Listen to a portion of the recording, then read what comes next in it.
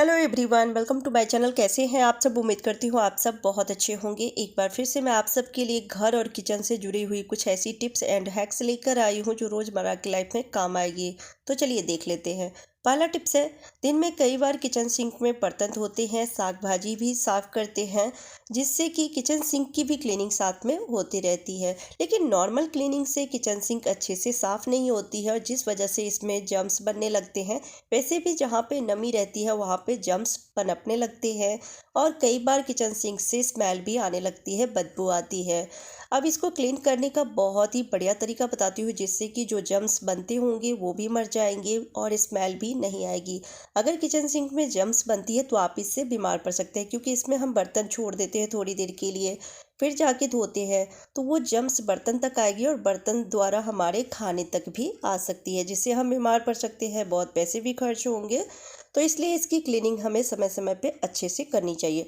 Normal cleaning से ये बढ़िया से क्लीन नहीं होती है। तो आप सप्ताह में एक बार या 2 बार आप क्लीन करें। इस तरीके से आपको लेना है आधी चम्मच नमक, आधी चम्मच बेकिंग सोडा और थोड़ा सा शैम्पू रख लीजिए या फिर विम जेल, और उसके बाद स्क्रबर से बढ़िया से इसे साफ़ कर लेना है। अगर किचन सिंक से आपको बैड स्मेल आ रही है तो बढ़िया से किचन सिंक की क्लीनिंग करने के बाद आप एक बड़े से बर्तन में पानी को अच्छे से गर्म कर लीजिए और उसमें 1 चम्मच खाने वाला नमक जो आप खाने में यूज़ करते हैं और 1 चम्मच बेकिंग सोडा दोनों मिक्स करके और उस खौलते हुए पानी को किचन सिंक के पाइप में डाल दीजिए, जिससे कि जो जर्म्स होगा पाइप में, जो कीड़े होंगे वो मर जाएंगे और स्मेल आना भी बंद हो जाएगी। नेक्स्ट टिप्स है, लहसुन छीलना बहुत मुश्किल काम है और अगर लहसुन की जो जबें हैं बहुत छोटे छोटे वाले हैं तो इसको कैसे छीलें। तो मैं 2 तरीका बताती हूँ।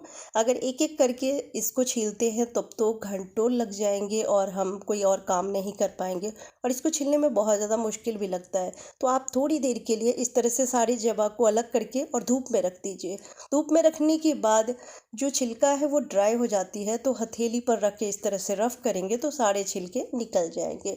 अगर धूप नहीं है तो उस वक्त क्या करें, तो आप किसी भी बर्तन में थोड़ा सा पानी गर्म कर लीजिए। अब सारे लहसुन के जबे को गर्म पानी में रख के इस तरह से ढक के छोड़ देना है 10 से 15 मिनट के लिए। अगर पानी ज़्यादा गर्म है तब तो 10 मिनट में ही इसके छिलके खुद ब खुद निकलने लगते हैं, क्योंकि छिलके सॉफ्ट हो जाते हैं। लेकिन अगर पानी कम गर्म है तो थोड़ा ज़्यादा टाइम लगेगा, 15-20 मिनट के लिए इस तरह से छोड़ दीजिए। छोटे छोटे लहसुन को छीलना बहुत ज़्यादा मुश्किल लगता है और टाइम भी बहुत लगती है। तो आप इस तरीके से जब आप इसे छीलते हैं ना तो सारे छिलके सॉफ्ट हो जाते हैं, फिर हथेली पर रख के इसे रफ कर लीजिए तो सारे छिलके अलग हो जाएंगे। फिर कई पानी से धो लीजिए तो छिलके अलग हो जाएंगे, जवे अलग हो जाएंगे। तो इस ट्रिक से आपके समय बचेंगे और लहसुन के छिलके भी सारे निकल जाते हैं। नेक्स्ट टिप्स है, बच्चों का इस तरह का जो क्लिप है वो काफ़ी सारे होते हैं, बड़े भी यूज़ करते हैं तो उनके भी होते हैं। इसे अगर हम सही तरीके से ना रखें तो ये गुम हो जाती है और जब हमें ज़रूरत रहती है या फिर बच्चों की बाल में लगाना होता है तो वो नहीं मिलती है। तो आप इसे सेफ्टी पिन में सिक्योर करके रखेंगे तो समय पे मिल भी जाएगी और गुम नहीं होगी। एक सेफ्टी पिन में काफ़ी सारे इस तरह से क्लिप आ जाती है।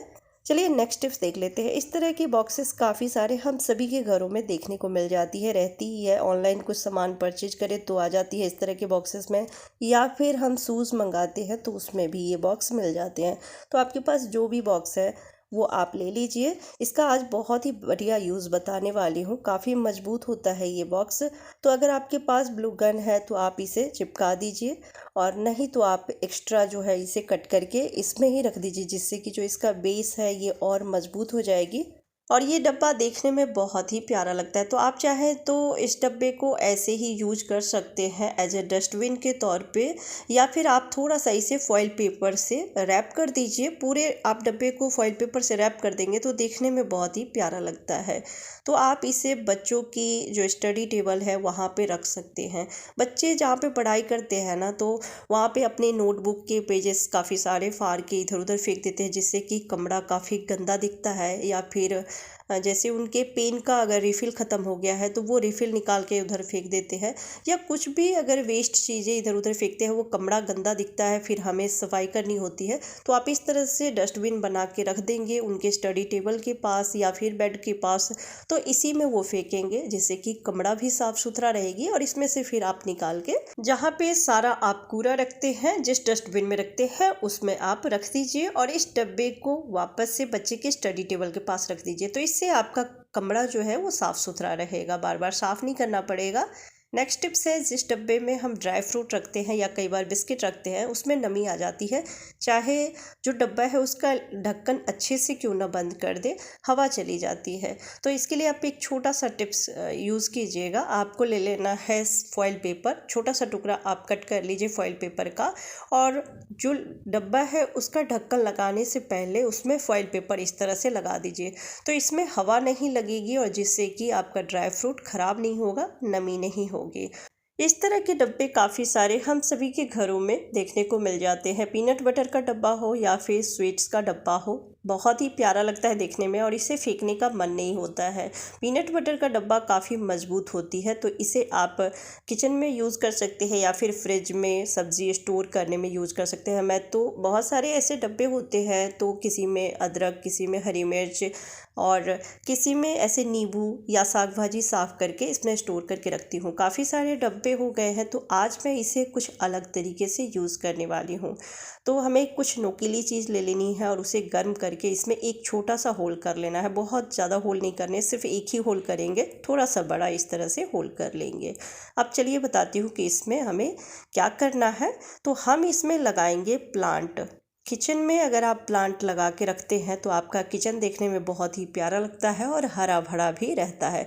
तो आप वो पौधा लगाइएगा जिसे आप छाँव में भी लगा सकते हैं, जैसे कि मनी प्लांट बहुत ही आसानी से छाँव में भी ग्रो कर जाती है। तो थोड़ा सा मिट्टी पहले डालना है, उसके बाद आप प्लांट को लगा दीजिए और लगाने के बाद अच्छे से इसमें मिट्टी डालना है और मिट्टी डालने के बाद हल्का सा पानी का आप छींटा दीजिए, क्योंकि हम इसे धूप में नहीं रख रहे हैं। वैसे भी मनी प्लांट धूप में नहीं रखी जाती है, इसको बस रोशनी की ज़रूरत होती है। तो आप इसे हल्का सा पानी का छींटा दीजिए और उसके बाद आप इसे किचन में रख सकते हैं। किचन में विंडो के पास रख सकते हैं या फिर किचन काउंटर पर भी रख दीजिए। आप वहाँ नहीं रखिएगा जहाँ पे खाना बनाते हैं, तो जो गर्म भाप है वो लगती है, नहीं तो पौधे ख़राब हो जाएंगे। किचन काउंटर पे एक जगह आप रख सकते हैं या फिर विंडो के ऊपर रख लीजिए, विंडो के पास रख लीजिए, तो इससे थोड़ी रोशनी भी मिलती रहेगी। तो इससे हमारा किचन देखने में बहुत ही प्यारा लगता है, किचन हरा भरा रहता है। तो आप किचन में चाहे कितने घंटे भी टाइम स्पेंड करें, खाना बनाएं, बोरियत महसूस नहीं होती है, बहुत ही अच्छा लगता है। और इस तरह से डब्बे का यूज़ भी हो जाती है और देखने में आप देख सकते हैं कितना प्यारा लग रहा है। तो इस तरह से आप कमरे में या फिर किचन में लगा सकते हैं पौधे को। सिर्फ मनी प्लांट ही नहीं, आप कोई भी ऐसा पौधा लगा सकते हैं जो कि छाँव में ग्रो कर जाती है। तो ये बहुत ही प्यारा लग रहा है, तो मैं इस तरह से इसे किचन काउंटर पे रख दूँगी साइड में। तो कैसा लगा आपको आज की वीडियो और सारे टिप्स एंड ट्रिक्स, कमेंट करके ज़रूर बताइएगा। अच्छी लगी हो तो प्लीज़ वीडियो को एक लाइक कर दीजिएगा और चैनल पर पहली बार आए हैं तो चैनल को सब्सक्राइब कर लीजिएगा। Bye bye, take care.